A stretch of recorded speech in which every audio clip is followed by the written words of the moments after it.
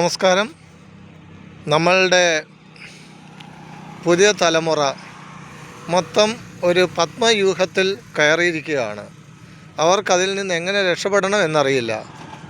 അഭിമന്യു പത്മവ്യൂഹത്തിൽ എങ്ങനെ കയറാം എന്ന് പഠിച്ചിരുന്നു, പക്ഷേ എങ്ങനെ ഇറങ്ങാം, അപകടം കൂടാതെ എങ്ങനെ അതിൽ നിന്ന് പുറത്തിറങ്ങാം എന്ന് അറിഞ്ഞിരുന്നില്ല.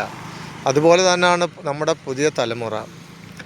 Facebook, Instagram, YouTube, Google searching, ഇങ്ങനെ പല കാര്യങ്ങളിലും ഈ പുതു തലമുറ ജസ്റ്റ് 5 മിനിറ്റ്സ് എന്ന് വിചാരിച്ച് കയറും.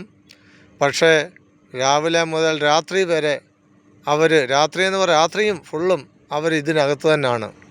ഈ മൊബൈലിനകത്ത് തന്നെ വിവിധ ഓപ്ഷൻസിനകത്ത് അവർ കയറിക്കൊണ്ടിരിക്കും.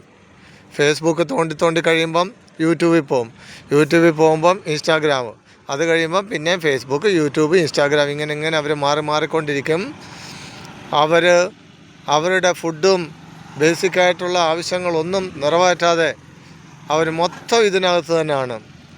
അവരുടെ പഠനം മുടങ്ങുന്നു, അവരുടെ കരിയർ തകർന്നു പോകുന്നു, അവരുടെ ലക്ഷ്യങ്ങളിലേക്ക് അവർ പോകാതെ ഈ മൊബൈലിൽ മാത്രം കോൺസെൻട്രേറ്റ് ചെയ്തിരിക്കുന്നു. ഇങ്ങനൊരു പുതു തലമുറ അതിനകത്ത് പ്രവേശിച്ചു കഴിഞ്ഞാൽ, ആ പത്മവ്യൂഹത്തിൽ പ്രവേശിച്ചു കഴിഞ്ഞ് പിന്നെ അവർക്ക് ഇറങ്ങാൻ പറ്റുന്നില്ല.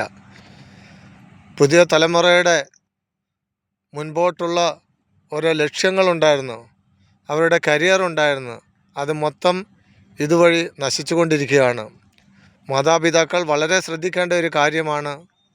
കുട്ടികളെ മുതിർന്നവരെന്ന് മീൻ ചെയ്താൽ ഇപ്പോൾ നമ്മൾ അൺഎംപ്ലോയ്ഡ് ആയിരിക്കുന്ന ജോലിയിൽ പ്രവേശിക്കാനുള്ള യൂത്തിനെ, പുതിയ കരിയർ ഡെവലപ്പ് ചെയ്യാനുള്ള യൂത്തിനെ അവരെ വേണ്ട മോട്ടിവേഷൻ കൊടുത്ത് അവർക്കെല്ലാം അനുവദിച്ച് കൊടുക്കണം. കൂടുതൽ സ്റ്റോപ്പ് ചെയ്യണമെന്ന് പറയുന്നില്ല, അവരെ വളരെ സ്ട്രിക്റ്റ് ചെയ്യേണ്ട ആവശ്യമില്ല. ഇതെല്ലാം ആവശ്യമുള്ള കാര്യങ്ങളാണ്.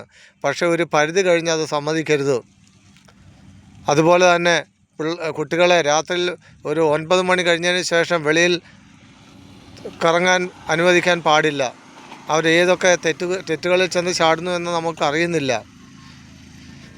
ഈ സോഷ്യൽ മീഡിയ, നമ്മുടെ എല്ലാവർക്കും സ്മാർട്ട് ഫോണുണ്ട്. ആ സ്മാർട്ട് ഫോണിനകത്ത് കയറിക്കഴിഞ്ഞാൽ പിന്നെ അവരെവിടെ അവരുടെ ലോകം തന്നെ വേറെയായി മാറുവാണ്.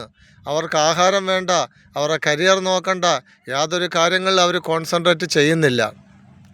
അവരുടെ ജീവിതം ഇതിനകത്ത് മാത്രമായി പോകുന്നു.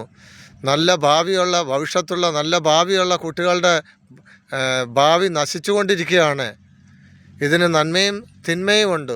നമ്മൾ അതിൽ നല്ല വശങ്ങൾ മാത്രം സെലക്ട് ചെയ്തിട്ട് തെറ്റായ കാര്യങ്ങൾ നമ്മൾ അവോയ്ഡ് ചെയ്യുകയാണ് ചെയ്യേണ്ടത്. ഈ മൊബൈൽ ഉപയോഗം വളരെ വളരെ നാശകരമായ ഒരു കാര്യമാണ് കുട്ടികൾക്കും യുവാക്കൾക്കും യുവതികൾക്കും യൂത്ത്.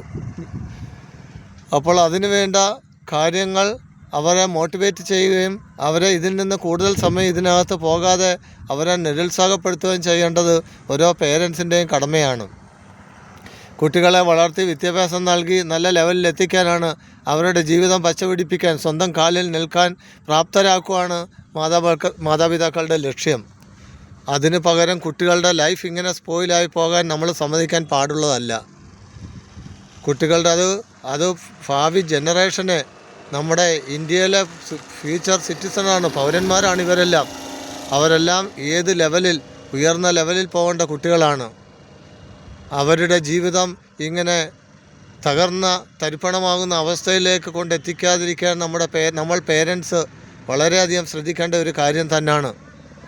കുട്ടികൾക്കറിയില്ല, അവരിതിനകത്ത് പ്രവേശിച്ചു കഴിഞ്ഞാൽ പിന്നെ അവർ ഏത് വേൾഡിലാണ്, ഏത് ലോകത്താണെന്ന് തന്നെ അറിയില്ല. ഇത് നമ്മളുടെ കൺമുമ്പിൽ കാണുന്ന കാഴ്ചകളാണ്. പരീക്ഷയാണെന്നുള്ളതോ അല്ല സ്കൂളിൽ പോകണമെന്നോ കോളേജിൽ പോകണമെന്നോ എനിക്ക് അടുത്ത ദിവസം എക്സാം എഴുതണമെന്നോ ഒന്നും കുട്ടികൾക്ക് യാതൊരു ചിന്തയുമില്ല. അവരേത് സമയവും ഈ മൊബൈലിനകത്ത് മുഴുകിക്കൊണ്ടിരിക്കുകയാണ്. ഇൻക്ലൂഡിങ് ഈവൻ പ്രസവിച്ചിടുന്ന കുട്ടികൾ ഒരു 2 മാസം 3 മാസം ആകുമ്പോൾ മുതൽ മാതാപിതാക്കൾ മൊബൈൽ അവരുടെ കയ്യിൽ കൊടുത്തിട്ട് ഏതെങ്കിലുമൊക്കെ വീഡിയോ അവർക്ക് കാണിച്ചു കൊടുക്കും. പാട്ടോ അതുപോലെയുള്ള എന്തെങ്കിലും കാർട്ടൂണോ വാട്ടോർ മേ ബി എന്തെങ്കിലും പിള്ളേർക്ക് കൊടുക്കുന്നുണ്ട്. അപ്പോഴാ ചെറിയ ഏജ് മുതൽ ഇതിനകത്ത് മുഴുകിപ്പോവാണ്. അത് കണ്ണിനെ വളരെയധികം ബാധിക്കുന്ന ഒരു സംഗതിയാണ്. കണ്ണിനെ എഫക്റ്റ് ചെയ്യും കുഞ്ഞു കുട്ടികളുടെ. അപ്പോൾ ഇതെല്ലാം മാതാപിതാക്കൾ നമുക്കെല്ലാവർക്കും അറിയുമെങ്കിലും പിന്നെയും നമ്മൾ ഇതിനെല്ലാം വളം വെച്ച് കൊടുക്കുന്ന ഒരു കാര്യമാണ്. യഥാർത്ഥത്തിൽ ഇതൊരു ചക്രവ്യൂഹം, പത്മവ്യൂഹമാണ്. അതിൽ പെട്ടുകഴിഞ്ഞാൽ പിന്നെ രക്ഷപ്പെടാൻ വളരെ ബുദ്ധിമുട്ടാണ്. അതിനുള്ള ഗൈഡൻസ് കൊടുക്കേണ്ടത് മുതിർന്നവരാണ്. ഒരിക്കലും കുഞ്ഞുങ്ങളെ നശിപ്പിക്കാൻ, അവരുടെ ജീവിതം നശിപ്പിക്കാനുള്ള അവസ്ഥയിലേക്ക് നമ്മൾ തള്ളിവിടാൻ പാടില്ല. കുട്ടികൾ നാളത്തെ നമ്മളുടെ പ്രതീക്ഷകളാണ്, നമ്മുടെ സ്വപ്നങ്ങളാണ് ഈ കുട്ടികൾ. അവർക്ക് നല്ല ഗൈഡൻസ് കൊടുത്ത് അവരെ സ്വന്തം കാലിൽ നിൽക്കാൻ, അവരെ ഏതൊരു അവസ്ഥയിലും ആ അവസ്ഥ തരണം ചെയ്ത് അവർ മുൻപോട്ട് പോകാനായിട്ടുള്ള സാഹചര്യം ഉണ്ടാക്കി കൊടുക്കേണ്ട മാതാപിതാക്കളാണ്.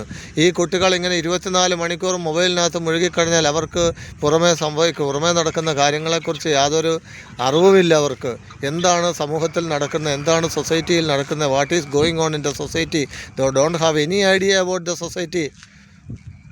എന്തൊക്കെയാണ് നല്ല കാര്യങ്ങൾ, ഗുഡ് ബാഡ്, ഇതൊക്കെ എന്തുവാണെന്ന് അവർക്ക് വേർതിരിച്ചറിയാൻ പറ്റുന്നില്ല. അവരിതിനകത്ത് മാത്രം മുഴുകിയിരിക്കുവാണ്. നാളെ നമ്മുടെ പേരൻസും ഇവരെ വീട്ടിലെ യാതൊരു ഉത്തരവാദിത്തങ്ങളോ എന്തെങ്കിലുമൊക്കെ ചെറിയ സഹായങ്ങൾ പേരൻസിന് ചെയ്യാനുള്ളതൊന്നും അവരെ കൊണ്ട് ചെയ്യിപ്പിക്കാതെ കുട്ടികളെ ഇങ്ങനെ അലസന്മാരാക്കി മാറ്റുന്നു. നാളത്തെ അവസ്ഥയിൽ പിള്ളേരുടെ ജീവിതം വളരെ ബുദ്ധിമുട്ടായിരിക്കും, ദുഃഖകരമായിരിക്കും. അവർക്കൊരു ഒന്നിനും അറിവില്ലാത്തൊരു കുട്ടികളായി മാറും. അതുകൊണ്ട് അവരെ ഏത് കാര്യങ്ങളും, വീട്ടിലെ എന്ത് കാര്യങ്ങളിലും അവരെ ഉൾപ്പെടുത്തി, അവരെ സെൽഫ് കോൺഫിഡൻസ് അവർക്ക് വളർത്തി, ആരുടെയും സഹായമില്ലാതെ അവർക്ക് മുൻപോട്ട് ജീവിക്കാനുള്ളൊരു സാഹചര്യം ഉണ്ടാക്കി കൊടുക്കേണ്ടത് നമ്മളാണ്, പേരൻസാണ്. അതിനുള്ള മാർഗ്ഗനിർദ്ദേശം എല്ലാ പേരൻസും ചെയ്യണമെന്ന് ഞാൻ ഒരു വിനീതമായി നിങ്ങളോടെല്ലാവരോടും അഭ്യർത്ഥിക്കുന്നു. നന്ദി, നമസ്കാരം.